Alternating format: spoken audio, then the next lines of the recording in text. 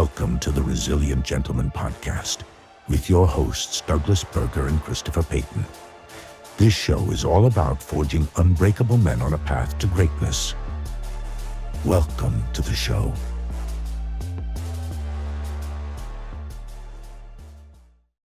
The making of the Resilient Gentleman. Take one. I love it. With my man, Chris Payton. Yeah. 615 Douglas Negotiable. Berger and Chris Payton getting together as the Resilient Gentleman. Yeah. What in the world does that mean? Great question. I thought so. It's the only kind I ask. I have a little bit of backstory to that. Like, Okay. I never was involved with podcasts, never even thought about being on one. Then after moving here and catching some light with it, I don't know. One night I'm sleeping in the bed with my eyes open, and I'm like, I need to do a podcast on like some You kind gotta of change the way you sleep. like, how can I give back? Because I'm not the type of person that goes in and will go grab somebody and see if they need help. I'm all about advice and all that, but it usually comes up in conversation or more reactive, you Okay. know? So I think my way of giving back would be something like this, like create a platform or Sure. have a space that people can talk and allow that there is a space that people can come to and people that are willing and able to help them in multifacets of their life. So I got on Grok, right? Yeah. I'm like, all right, let me think, give me some cool names for like a men's group podcast or whatever. And it came up with the Borough Brotherhood or whatever. And then one popped up down the line and it was the Resilient Gentleman. I love And I'm it. like, that just clicked right off the bat. I'm like, that's it. That's like me to a T, right? It's the true definition of a man, right? Are you resilient? Are you confident? Are you vulnerable, right? Through all the trials and tribulations you ever been through, you know, how did you accomplish that? How did you get through those parts? And there's so many people out there now that could probably use a little bit of extra help too, and a little bit of insight and perspective Sure. from other people. Not saying that you and I are like the greatest thing since sliced bread. Far from it. You know, when you're green, you're growing. When Yeah. you're ripe, you're rotten, as Zig Ziglar says. But I think it's important to have an escape. For sure. What Yeah. do you think of when Resilient Gentleman comes Man, to I your mean, mind? you know, you break it down into the two words, right? And resiliency, man. I mean, you start to think about what that means and what that looks like. And, you know, we're coming up on, and, you know, airing some of this will probably be past my year anniversary of starting this business. That's true. And, you know, I had a very good friend, Brandon Schwab, very good businessman. But back when we were kids, early 20s, he told me when I was working with him, he said, Chris, if you shovel shit for 5 years, I don't know if I'm allowed to say that on this podcast. It's your podcast. You can say whatever you want. If you shovel shit for 5 years, you'll be set for the rest of your life. And I always thought about what that meant, right? What that looked like. And I didn't want to shovel that. Didn't want to for do him. shit. Right. I didn't want to shovel his. That didn't mean I wouldn't have to. And the more I grew in business and the more once I got into the car business, and maybe we talk about that down the road, but it took about 5 years before my business in the car business really started to take off. And so I don't know if it matters what business or role or part of your life that you're in, that resiliency that it takes to shovel the crap that we deal with. Yep. And put up with the stuff that men have to deal with in a lot of scenarios, whether it's work, whether it's home life, you know, getting in a groove with your wife or getting in a groove with your family. I mean, you got to be Are we resilient. doing the right things at the right times when they really mean the most? Duh, Especially yeah. for your immediate peers, right? Your family and your coworkers and that That's such. right. And you're right, the resiliency about especially starting a new business. Yeah. After that 5 years of shoveling shit, if someone would have told you all the shit that you had to shovel before you got started, you probably wouldn't have started it. But then once you go through it and you shovel all of it, then you're like, man, we accomplished a lot, That's right. right? And that's why the growth takes so long, you know? Yeah. It takes a lot of shoveling to get there, for sure. Yeah. Well, and you know, I mean, you mentioned you're allergic to horses earlier. A horse crap and dog crap and cow crap are all different kinds of crap, right? Business crap and marriage crap and family crap are all different types and smells. And so to me, this conversation is so exciting to kind of just talk through some of the challenges we face as men. Yeah. And then, I do think, the concept of a gentleman has unfortunately gone away, and the definition of that. Yes. Yes, the resiliency part is big. And I think the future of this podcast depends on how resilient we are. Yeah.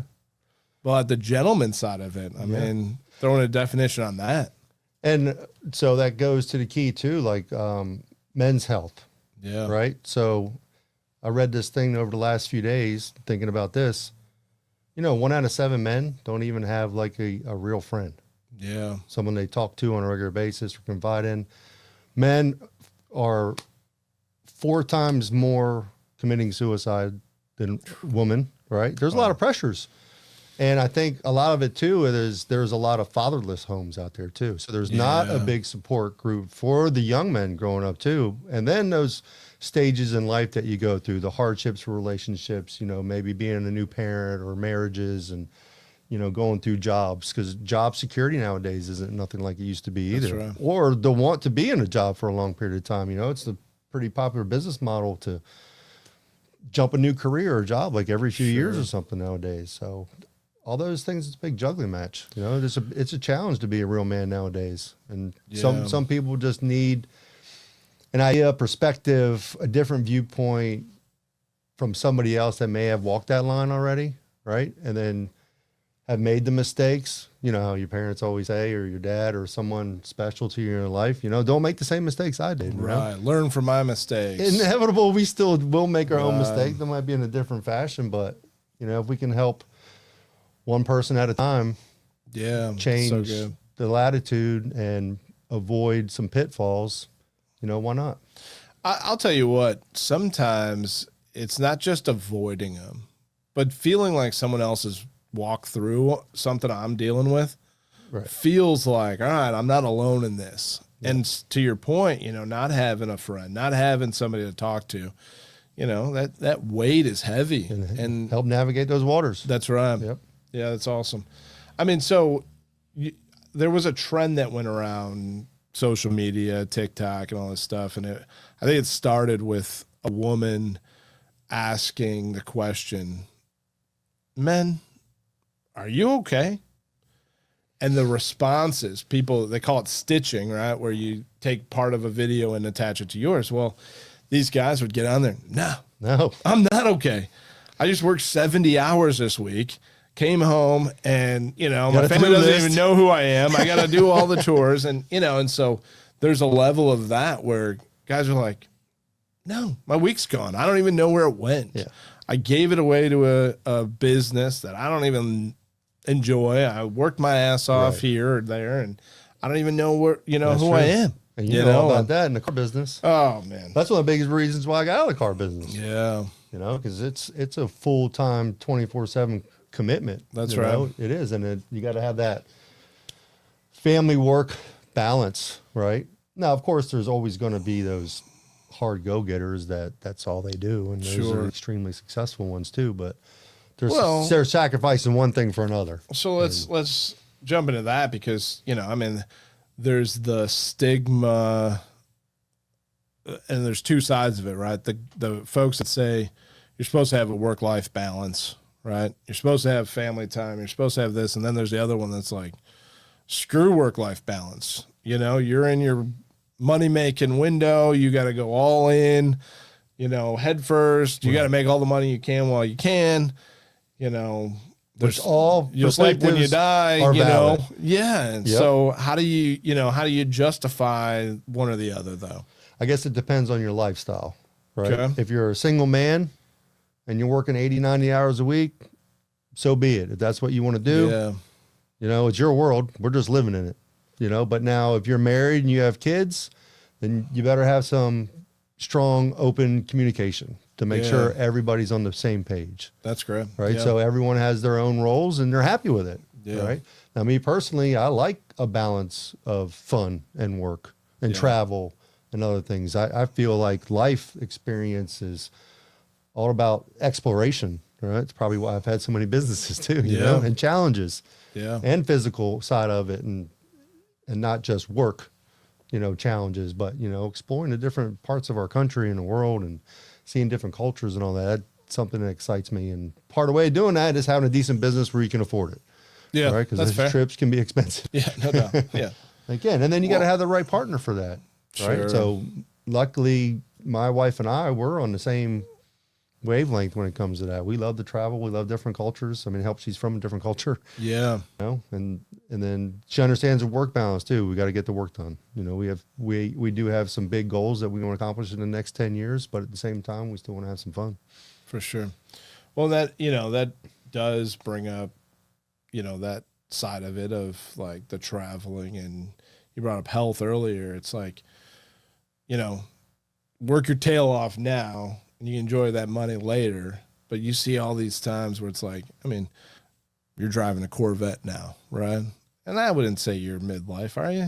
I Man, guess you're 53. midlife. Okay. I'm So probably beyond midlife. yeah, you on might average be, ages. shoot, I might be beyond midlife. I'm 44. So, If the average age is 80, I mean, midlife's technically 40. Yeah. But, you know, 50 is the new 40. but you see the guy crawling out of his vet because he waited till he was, you know, retired to buy his vet. And you're like, man, you can't even get in and out of that. Yeah. Like, you know, you got to enjoy some things, Yeah. right? You see the guy in the walker finally getting to go see Italy, or, you know, you Exactly. couldn't walk around the Coliseum because there's just, I mean, that doesn't work that way, Yep. you know? And so traveling, exploring, doing all that stuff, there is a balance that comes Yep. with it as well that has to happen before you're too old to enjoy it, right? So, And I'm glad you brought it up because fitness is, especially to me, is the most important thing there is. Like that should be priority number one, right? Yeah. Of course, you can say faith and your wife and all that, kids, absolutely. But if you don't take care of yourself and then you're not able physically Yeah. and mentally, then you won't be able to do any of those things anyway. So even if you're working 80, 90 hours a week, your ass better be in the gym first. Right. So, because then you can handle all those stressors much better. Your health is a lot better. Your immune system, you can actually work more. And then you use the analogy of like working out, right? So going at it you can't just work out 24/7. right. Your body will just completely fail, right? So you have to recover, right? So you have to put in your time and you got to recover. And then you put in more time, then you recover. Yeah. So you got to have balance in that as well. And I think that all relates to being a gentleman, right? That's where it starts. You got to take care of yourself first before you can start taking care of others. And that's one of the things I'd really like to do. Like I actually think we should do events, right? Community events and all that, get-togethers. But I think, you know, maybe we can do a 5K a few months down the road. We can do it to benefit, you know, some local charities or nonprofits or something like that. But then also the group that we start to attract in here to come with us, you know, we'll do it together, and that can be a start of. I've always thought about doing a 5K walk, you know, and you're talking about running one. Though, No, right? it can be run walk. Okay. It can be any age. It could be any physicality. It can be any level or whatever. I think it what would doesn't be matter. fun would be to find out what, you know, a 5K, that's 3.2 miles, Yep. right? 3.2 miles from Jack Brown's on the square is. And See, then we and I don't- walk to Jack Brown's and get burgers. I could have a McAllen on every 1K. You know, Love it it. could be totally casual. No, but that's it. And then when you start something like that, it actually teaches you goal setting a little bit too, right? Sure. So how do you want to prepare for this thing, right? So here's the end result or the end goal that we want to accomplish. If you're a first time runner, you know, maybe you want to do it in an hour and it's going to be walking, right? Yeah, Because you've right. never done it. Maybe you start walking, you know, 30 minutes, 2-3 times a week. But then if you're in a different level, then you just kind of ramp it up from there. And then you just have like kind of a roadmap how to get there.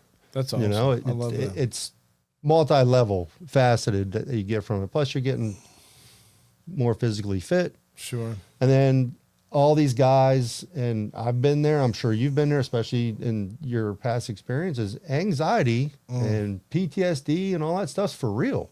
For sure. And instead of popping pills and seeing doctors and all that, and I would never say not to, and I'll never say not to go see a therapist or anything like that, but you got to start with physical therapy or physical activity. And working out, and the more intense that you get with it, the better the results. Like a runner's high is for real. Like when you do an intense run or any kind of activity, CrossFit, burn boot camp, extreme weightlifting, Olympic movements, and it doesn't even have to be anything that extreme too, but just high intensity HIIT type exercises, you get a real good buzz off of that for a couple hours afterwards. Sure. I mean, it takes you a little while to come down from the initial exercise and then recover. And then you're like, man, I'm on top of the world right now. That's right. And it makes you more resilient. It really does. The things that come at you, like your immunity, just your mental well-being, you're more positive, right? You have more energy to do things, like especially if you have other things on your plate, like the wife and the kids and events and networking and work and all of it, man. It's a big it's a big snowball effect, man. Yeah, there's no question. You got to train your body up to be able to handle that stuff. Yeah. And so now when you're recovering from an injury. Yep. But when you're working out, are you a morning guy, afternoon guy? Ideally, if I had my choice, I used to always love working out early afternoon. Yeah. Usually right after lunch. Okay. About an hour after lunch. So the food starts digesting and it's optimal energy at that point. However, work and life balances get in the way. Yeah. So what it's turned out to be for the past, it's been a while now, early mornings. Okay. And that's the simplest method because it's the first thing you do in the morning. Yeah. You get up, have your coffee or whatever it is. Like my coffee is my pre-workout. Okay. A little bit of mushroom coffee, a little bit of creatine, a little bit of collagen or whatever in there. Unless I'm fasting, then it's just black coffee. Okay. So that's my pre-workout. The caffeine's good for energy. It's also a good natural pain reliever. Plus I'm asthmatic, so it's a natural bronchodilator too. So it helps. So that way it's done. It's over with and you can get on your day. Yeah. And anybody can get up an hour earlier, I think. Right. Sure. And you don't have to be that much. Like when you're first starting up, you can get up 15, 20, 30 minutes earlier, go for a jog around the neighborhood.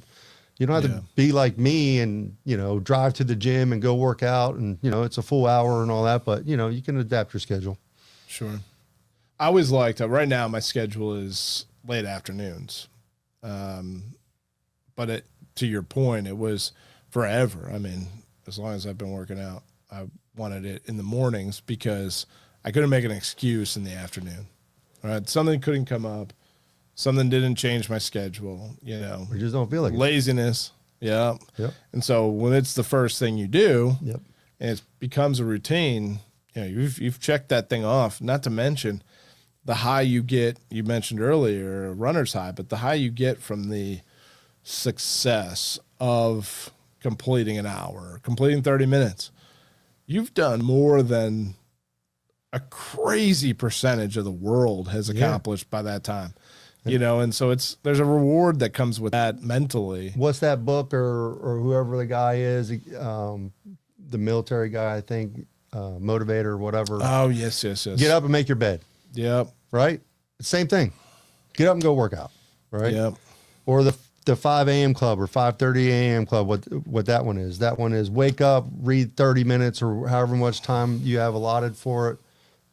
So you're working on your mental growth, intake, your education, whatever, or your escape from it all. Maybe it's totally distance reading. Maybe it's something just get your mind off. Then go work out and then do the rest of your day. Yeah. I think all that stuff's important. You're checking those boxes, you're getting things done, and then that gets you in that routine.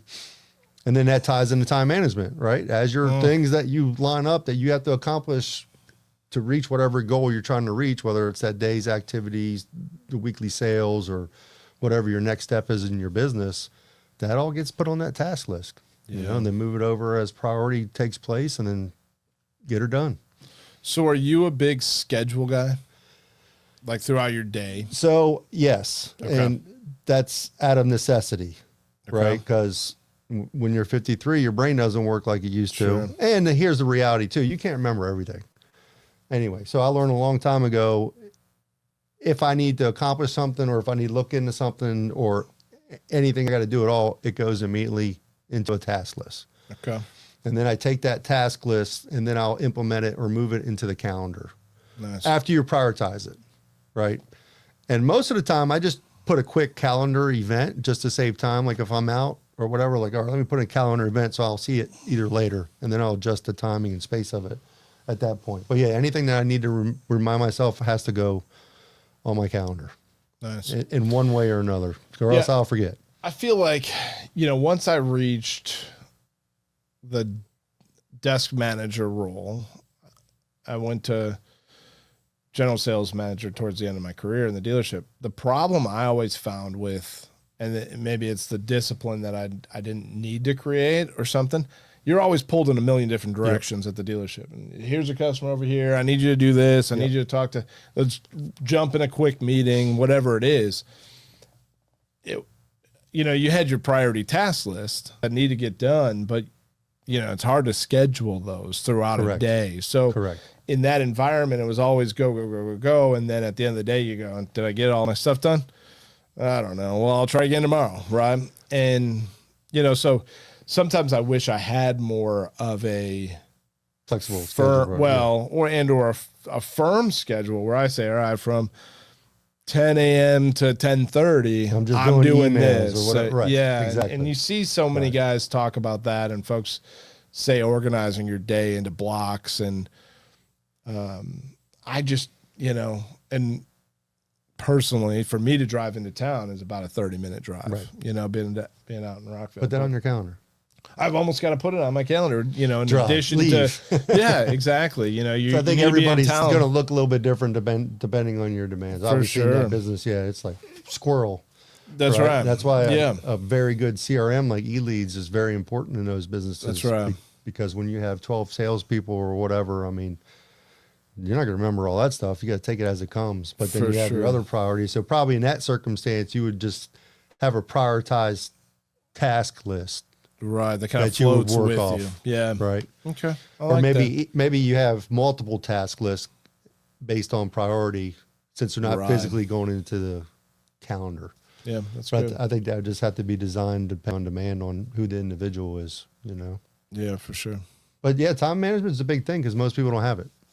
They don't know what to do with it, right? And they don't realize how much time is being wasted.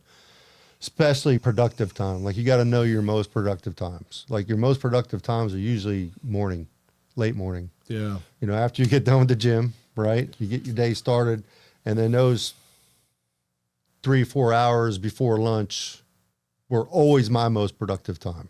Yeah. And then lunch, depending on what you do for lunch, or if you even take a lunch, or then if you eat and then what you eat for lunch, those 2-3 hour span in the afternoon should be second most productive, if not more productive, depending, right?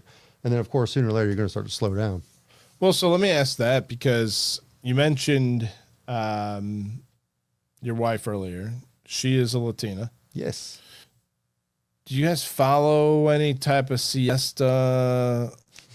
Nope. No? Okay. I'm just always curious. Siesta's I think that's more Spanish. So she's Puerto Rican. Okay. I didn't know if that was... Now, I know this because I've actually been to Spain. Okay. I spent a week in Spain, and we're in Andalusia, the south region of Spain. Okay. All the stores and shops and restaurants closed from like 1 to 5 o'clock for siesta. And then they open up and stay open late. Right. So that's what's cool about a different culture. Yeah. I know. Especially if you have a fat lunch, you get lethargy, like, let me take a nap. And then you're ready to come back at it. You have your afternoon coffee and you go. Yeah. I think that's the dynamics of adjusting. For sure. Wow. Yeah, that's I didn't know if it was like a Latin culture thing or not, but I know there's several countries that do different types of... Too much more aware of that. Because I lived it for a week, that's the only reason why I had that knowledge of it. But heard of it. I like the idea of an hour, just an hour after lunch. I used to love taking naps too, but you know what? I can't remember the last time I even took a nap.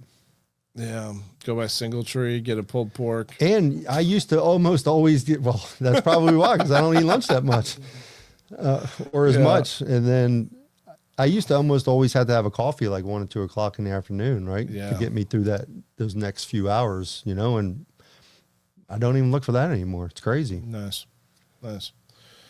So the Resilient Gentleman, tell me about the idea to start in this venture that you're in now, And I think that that's important to the growth and the birth of this podcast, because you're pretty successful in the power sports world.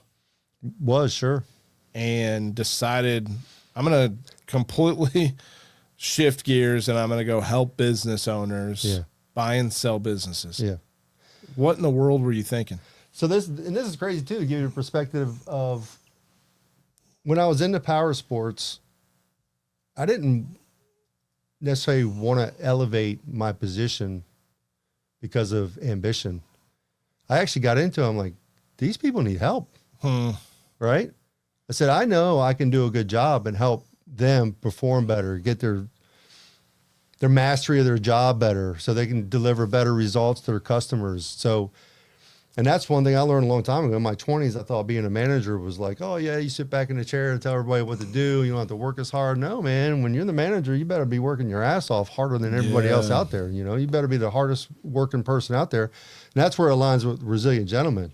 You got to lead by action, right? By what people see, you know, not by what you tell them. And that was kind of my calling, becoming a GM at the big power sports store in Florida. I mean, it's a $20 million company. That's a big, it's huge. Most people don't realize a motorcycle store sells that much, you know, but it does. And it was the timing of COVID. We're a little unsure of what was going to happen, right? So availability came up, and so I went in. But my biggest motivation to become that leader was people needed the help. They really did.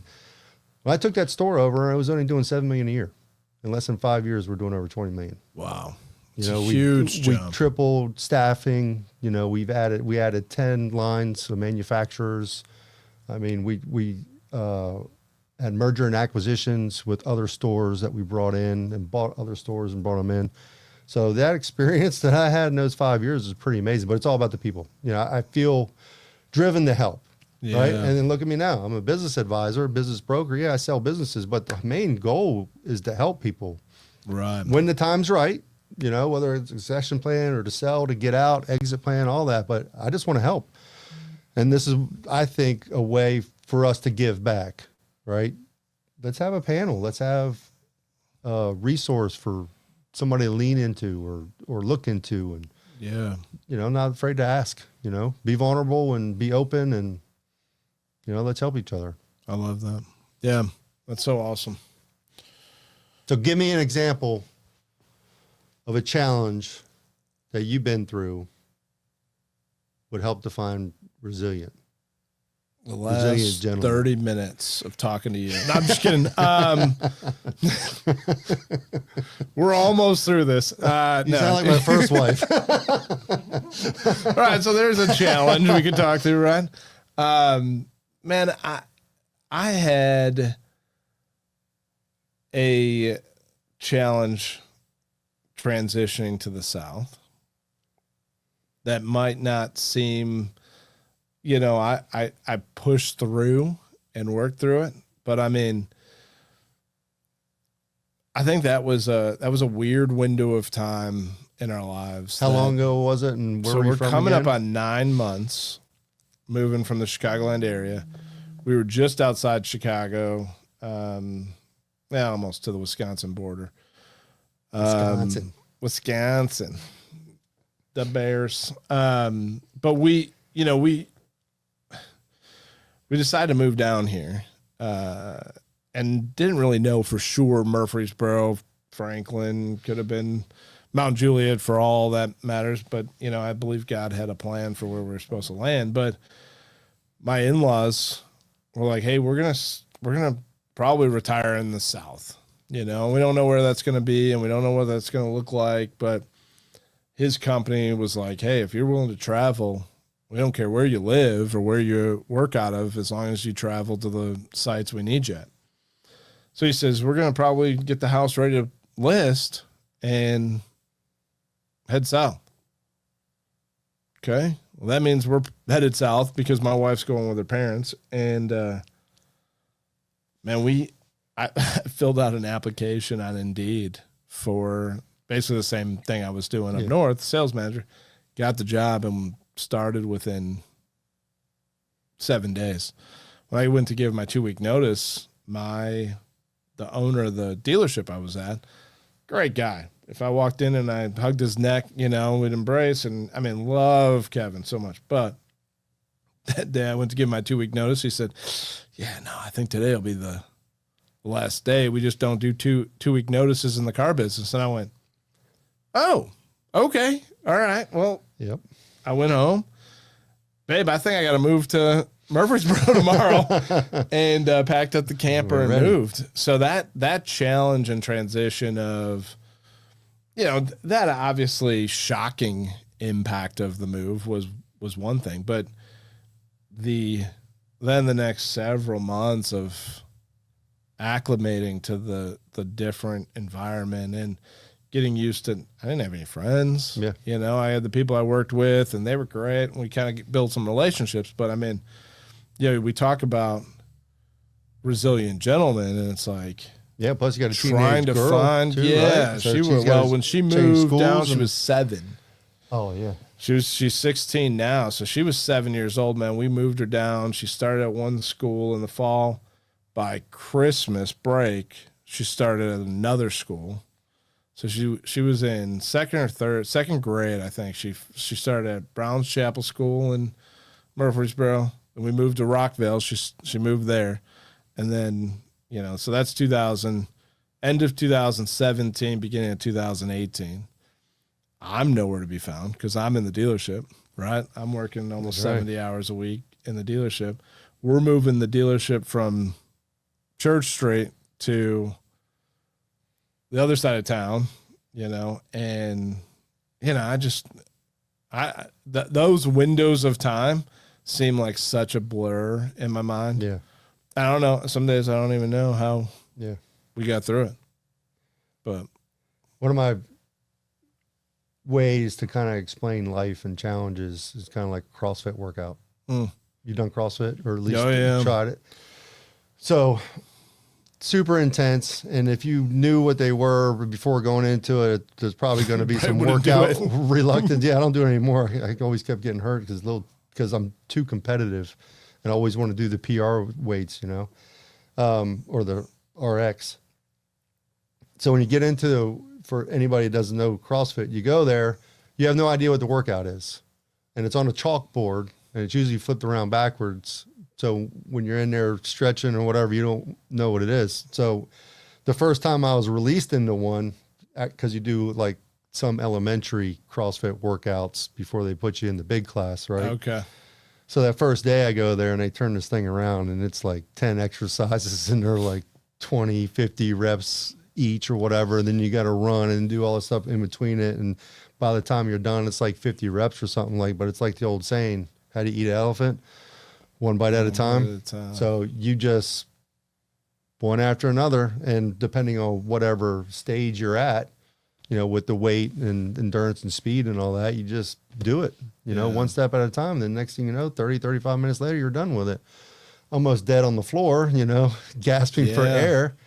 But that's how I look at life too. Those challenges are going to come at you. Sometimes they're going to be fast, furious, and intense, but you can handle it. And then you got someone there that can help you, go through that. Yeah. I think that was when I did CrossFit. It was about 6-8 weeks years ago, got to be 15 years ago. And the coach at the time, Bill, it was almost addicting to have his motivation. Right. And he was so intense and so into it. And, I don't do CrossFit anymore, and how you know that, right? I forget. I haven't told you, because if you do CrossFit, you tell me. I would have told you already, but it's like plus my paleo diet, No, but just teasing some CrossFitters. But it is such a high intensity workout that you thrive on. To your point, biting off one exercise, doing, but it's also the environment that they create with the support and the people around you. And you could go in and do a CrossFit workout by yourself, right? You can look at the chalkboard and you can go, all right, I'm doing the Murph, which I think is like their big deal. Yeah, it's the Memorial Day one. Yeah, so it's got all the different workouts and the challenges that you face in it, but you could go do that by yourself. Yep. But what CrossFit is built is a support Yeah. and the team that's around you, Yeah. the family environment that they Yeah, create. the ownership, and you're right, the coach. The coach makes a huge difference. There's no doubt. You know, they got to be motivated, they got to be supportive, they have to be smart, right? Because CrossFit, and that's probably one reason I wasn't that great at it, because the technique is extremely important, For sure. right? So that's probably why I got hurt. Yeah. But I had some old injuries too, and I didn't start CrossFit until I was after 40 years old. So Okay. probably would have been a little different story. But I settled down one notch, and we did burn boot camp for a while. Okay. Never got hurt once. You know, did a stint down in Stewart, Florida when we were down there, and then here when we first moved here, and never got hurt one time from there. That's a good environment because you still have that intensity of CrossFit, and you hit every body part, and you're going to do exercises you're not going to do on your own, right? And the core strength and everything that you get out of it. Now, you don't have to go necessarily to that place. There's plenty of good teachers there's like in other F45, places. I think, is another F45 was one my that's- favorite. There's Okay. not just not one down here. There was one in Stewart that we went Okay. to. And the reason why I went to Burn, because the F45 closed down. Got it. So, but yeah, any of those, you can find your own. And usually it's one of those places. It's like going to martial arts school, right? There's 100 of them out there, but you go in and meet, and then it's really on the coach, the That's right. master, Yeah. right? That bond that you guys get, right? Or whatever, and the trust, and, you know, their ability to be able to teach and be emphatic, and also, you know, supportive at the same time, and then teach you For something sure. along the way. Well, so as we kind of wrap up this making of, we've kind of talked all over the spectrum and the map. Kind of way I kind of figured it would go. Yeah. Until we Yeah. have a specific topic or something like Or a that that we guest. can drill on and have specific guests or whatever. But Yeah. So as we kind of piece this together and determine what it looks like, are you thinking this is something you want to drop weekly, monthly? yeah, and Trent and I, we talked about that a little bit. So to be consistent, especially building on the ground up, it should be weekly. Yeah, I like that. So of course we can come in and record multiple sessions at a time. So we're just not necessarily having to be in here week in, week out or whatever Sure. to bundle up, especially in the beginning. From what I understand from my extensive research I've done on podcasting now, Okay. is you probably want to have a book of 5 or 6 sessions before you even launch, right? Yeah. Cool. I love it. And so do you have any targeted guests at this point that you're thinking we should talk There's to? 3 of us in person? this room. Yeah. We'll branch from there. I think our influence, our circle of influence is pretty big. I don't Yeah. think we'll have any problem filling space. However, when we want to get into specific dynamics, Yeah. I think we do need to find some subject matter experts, like our wives, right? So one person brought up, oh, it's a men's group, because I even mentioned, oh yeah, we should have women on there and wives or whatever. I thought it was a men's group. It is, because wives are part of our daily life, right? For so sure. we need that perspective too. And And then dynamic. if we get into clinical mental health, right, maybe we do have specialists in here, doctors or whatever I like else that that. can give us another look into the perspective and things that are out there for support, you know, because I'm not a person that goes to therapy on a regular basis. I've been to therapy and I'm not afraid to go to therapy, you know, but I think that's a hell of a resource. Yeah. You know, I think a lot of people need it and can use it effectively. Right. Right. That's cool. Yeah, the wives thing, I think without women, we don't have to be gentlemen. So that's interesting perspective on bringing them in. I like that. Right. All right, awesome. Well, I'm looking forward to building this and, Yeah, me and seeing too. where it goes and what the plan is for resilient gentlemen. Yeah, and ideas. Whoever got ideas, let's go. I love it. Thank you for listening to the Resilient Gentleman podcast. Be sure to like, share, follow, subscribe, and of course, please leave us a 5-star review. We will see you on the next one.